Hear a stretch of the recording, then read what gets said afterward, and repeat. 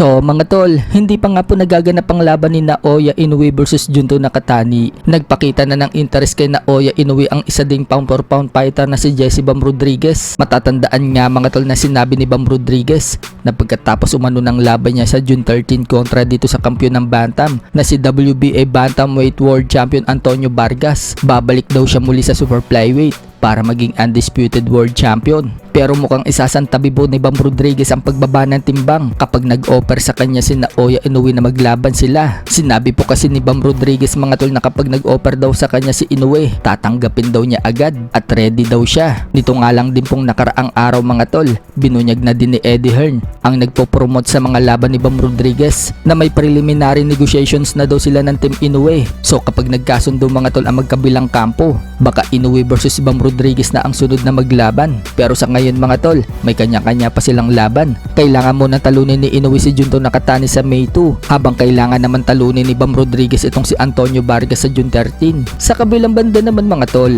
may laban na nga po si Wiljon Mindoro mga tol sa June 27. Yan po ang post ni Mindoro sa kanyang FB. So yan lang po ang binigay na detalye mga tol ni Mindoro. Hindi pa tukoy kung sino ang makakalaban. Kasalukuyan pong nasa Amerika ngayon si Mindoro at doon nagtitraining. At may bago pa nga po itong trainer. Agad po siyang sumabak sa sparring session. So antabayanan na lang po natin mga tol kung sino ba ang makakalaban ni Mindoro sa June 27. Speaking of June 27 mga tol, yan din po ang petsa ng laban ni Mayweather sa isang exhibition. Makakaharap po niya itong si Iron Mike Zambidis. Isa nga po itong famous kickboxer. Kumbaga mga tol, legend din ito pagdating sa kickboxing.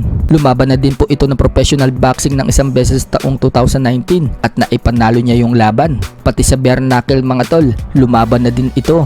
May record nga po siya sa bare knuckle na 7 wins and 4 losses. At ngayon, si Mayweather naman po ang makakalaban niya sa isang exhibition.